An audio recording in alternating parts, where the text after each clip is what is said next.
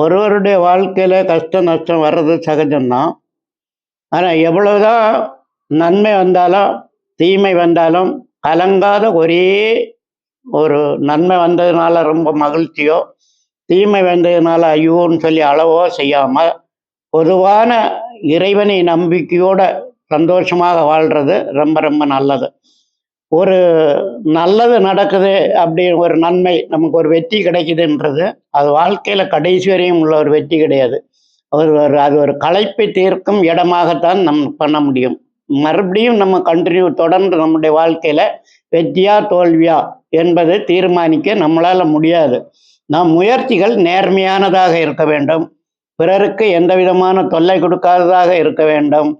நம்முடைய உழைப்பு நமக்கு மட்டும்தான் இருக்க வேண்டுமே தவிர பிறரை தொல்லைப்படுத்தவோ, வாழ்க்கையில் பிற உயிரினங்களுக்கு தொல்லை கொடுக்கவோ இது மாதிரி எல்லாம் இல்லாமல் நேர்மையான முறையில் இறைவன் சிந்தனையோடு வாழ்க்கையோடு இருக்கும்போது நமக்கு அதிகமான தோல்விகளோ மனக்கவலையோ வருவதில்லை.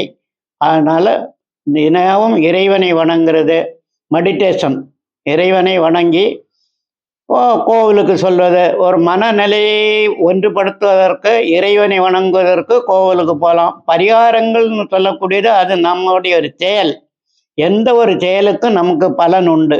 ஒரு செயலை செய்யும்போது கடவுளுக்கு இப்போ தீபம் ஏற்றி பூவெல்லாம் போட்டு சாமி கும்பிடும்போது நம்ம மனநிலையில் இறைவனோடு நெருக்கமான ஒரு உறவு ஏற்படுகிறது என்பதற்காக அந்த மாதிரி பரிகாரங்கள் செய்து இறைவனை வழிபடும் போது நமக்கு வாழ்க்கையில் எந்த விதமான துன்பமும் இல்லாமல் எல்லா காரியங்களும் விநாயகர்கிட்ட சொன்ன மாதிரி காரியம் சித்தி. சர்வ விக்ன ஹரம் தேவம் சர்வ விக்னம் விவர்ஜிதம் சர்வ சித்தி பிரதாதாரம் வந்தேகம் கணநாயகம்.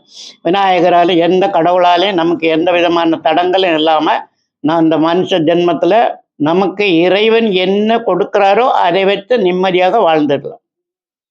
அதுவே முக்கியம்.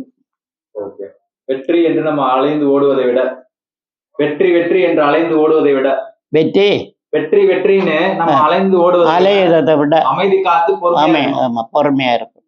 அதான் அப்படி அலையக்கூடாது. வெற்றி நமக்கு தான் கிடைக்கும்னு அலையக்கூடாது. அதே டைம்ல உழைக்காம இருக்கு சோம்பேறியாவும் இருக்கக்கூடாது.